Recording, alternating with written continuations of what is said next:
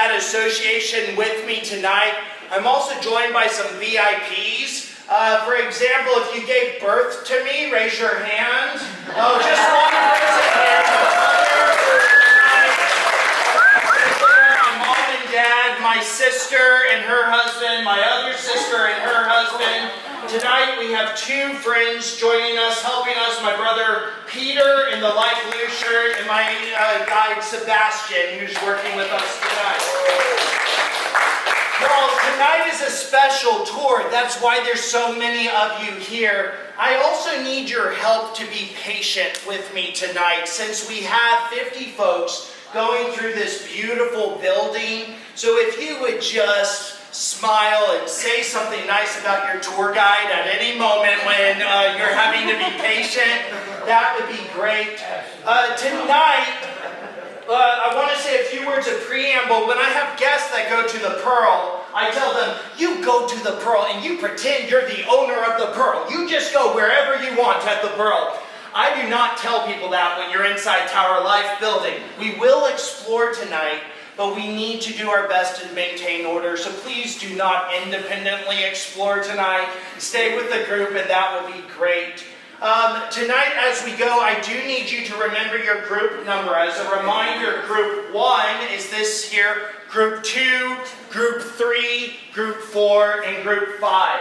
That is only important in the second half of our tour. For the rest of the tour, you can mill around and talk to your friends as you please. But when we come to group time, if you will please group accordingly. I want to mention to you just that tonight we are going to see the future through the lens of Tower Life building and all that has meant through the years. And when I say the future, let me tell you about the building's immediate future, and then we will turn to the building's past. The building was purchased in May 2022 by an ownership group which includes the McCombs Enterprises, Ed Cross, who owns several prominent buildings downtown, and an investor named John Wiegand. The fact that we get to have tours of this building is exclusively because of the McCombs family, who said this should happen. And I told them, yes, it should happen. And then let me tell you something else that should happen. There's a history-loving group of people at the Professional Tour Guide Association, and they would like to go outside while they're in the building. And the question was, I don't know, I'm not sure. But the McCombs family said yes. So tonight we get to go on the 7th floor promenade at the building. We will also go to the 30th floor observation deck. While we go, those areas are safe, even if it is damp, but you do not have to go outside if you do not want to go outside, depending on what the weather is. I wish I could control it. Now, when the building closes in June, right now the plan is for the building to close in June. It will be closed for 2 years and transformed into 244 residential units. Right now, it is planned for those to be apartments. And we will talk about those apartments as we go tonight. So that is the near future of this building, and you are one of the last groups to get to come inside before it closes for this chapter of a new generation ahead. Now I want to ask a couple questions of you tonight real fast. Raise your hand if this is your first time inside Tower Life building. Raise your hand. Wow, a lot of you, it's your first time. Very good. Raise your hand if you knew somebody that worked in this building. Raise your hand. Okay. Several of you new folks who worked in this building. You want to tell us their names real fast and what they did? Evelyn Riddle, she was my mother, and she was a secretary somewhere. Somewhere up there. We're going to be in that area. Someone else who knew someone in the building tonight. Yeah, Jane? Oh, I knew a bunch of lawyers in the building. A bunch of lawyers in the building. A bunch of lawyers in the building. Other folks who knew people here? You raise your hand. I can't remember the guy's name, but he's a friend of mine. Okay, very good.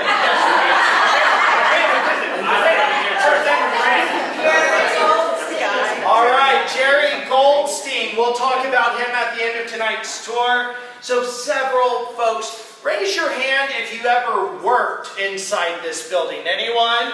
Oh, I see one hand. Miss Linda Murray is coming back. to the alma mater here, and we're glad to have Linda as my friend and on tonight's tour. Let me tell you real fast while you can hear me and we don't have street noise. I want to tell you about the early days of this building. It goes back to when this land was part of San Antonio in the 1920s, and most of you know until the year 1929, San Antonio was the biggest city in the south of the United States. We had tremendous stature and power at the time, and most of downtown had been developed quite extensively, but the land underneath your feet had not been developed. And we all know its name was what? Bowen's Island. Why was Bowen's Island not developed? Because of the water surrounding the land on three sides in a sequoia, cutting it off on the fourth side. It had a lot of water on top of the land, and people said, this is a difficult piece of property to develop. And so through the years, some folks are working, trying to reroute the river so that it gets into a place where it can one day have a major development on it. A man puts in a lot of effort into this, but before he is able to build, he winds up dying. And the land has been positioned, but is not being used yet. Enter onto the scene two brothers, Jim and Albert Smith. Now the Smith boys were from a family of 13 in Crockett, Texas. Raise your hand if you're from a large family. Anyone here from a large family? Okay, I'm from a large family. And listen, these two brothers say, hey, we actually get along pretty well together. We should go into business with each other. They start out in farming, and then eventually in the early 1900s, automobiles become a major draw. They start having a car dealership, kind of, the 1900s version of that. And they said, for a car to have a pleasant experience, you really need a good road. And they realize there aren't many good roads in Texas, and they start pouring cement-ridden roads across Texas, and they make bukus of money together. Isn't that nice when it works out to make money with your brother, right? So what winds up happening, they say, what can we do with all this money? Well, there's undeveloped land here at Bowen's Island that has been positioned and is ready for development. So they envision $10 million of development and new construction on Bowen's Island in the 1920s. They build two structures that we will see in a moment, and then they turn their attention to what they call the Rockefeller Center of San Antonio, being this building here that you're inside today. That's the Smith boys. Who's Young? Young was their attorney. Young was their friend, Jay Young. Jay Young becomes their business partner, and they say, hey, when we build our skyscraper, why don't we put our names on it, the Smith-Young Tower. I need you to do something for me real fast. Tonight, I need you to think about someone who's been a really good friend to you in life. I want you to picture that person and to think of their names. I'm going to give you a second. Think of that person. Are you thinking? Mm-hmm. Okay. And now I want you to think of that person's last name. Think of their last name. Are you thinking of it? We are going to find out what your skyscraper name is. Are you ready? It is going to be your last name, your friend's last name, and then the word tower, okay? Your last name, their last name, and tower.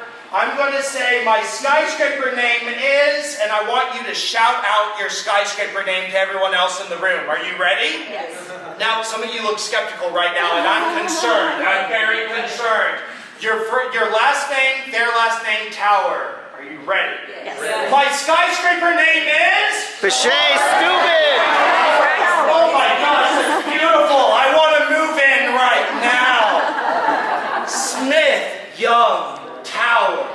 And they said, we're going to need someone who knows how to design a good building. So they call upon a man named Atlee Ayers. You know Atlee Ayers from what today is the Tobin Center, originally the Municipal Auditorium, the McNay Museum today. Atlee is very successful in his architecture. His son, Robert, has been studying at the University of Pennsylvania and is influenced by Gothic architecture he sees on the East Coast. He graduates, he comes home, and Atlee says, son, why don't you come work for Dad and we can design buildings together? And he said, hey, by the way, I've got a big building that I'm working on. It's basically the Rockefeller Center of San Antonio.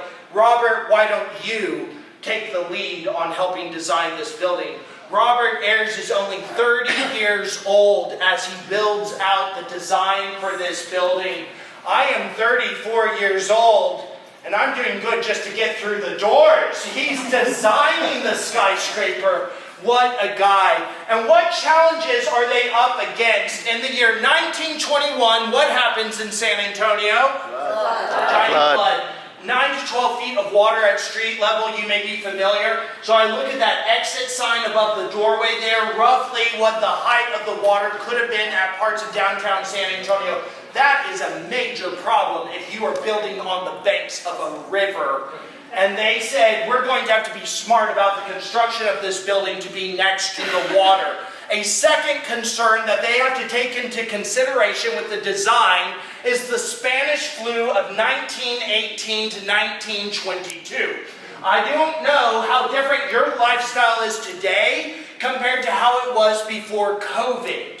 But I want to instead use something else as the benchmark. Think about going to the airport before September 11th as opposed to after September 11th.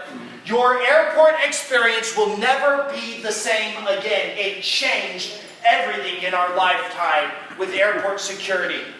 When they go to design this, they are thinking about the Spanish flu that had 500 million people come down with the Spanish flu. And their lives are never the same again. They constantly question, is this sanitary?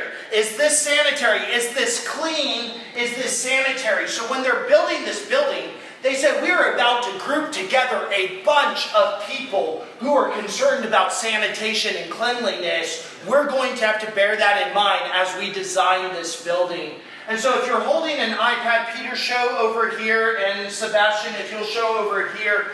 As they are building this building, the first photo I want you to see is of it under construction. And you can see some of those concrete floors, layer by layer, that they have poured the cement so that folks see this rising and they say, wow, that's amazing. But when a child looked at this, they did not just see cement floors. Do you know what they saw? Next photo, friends.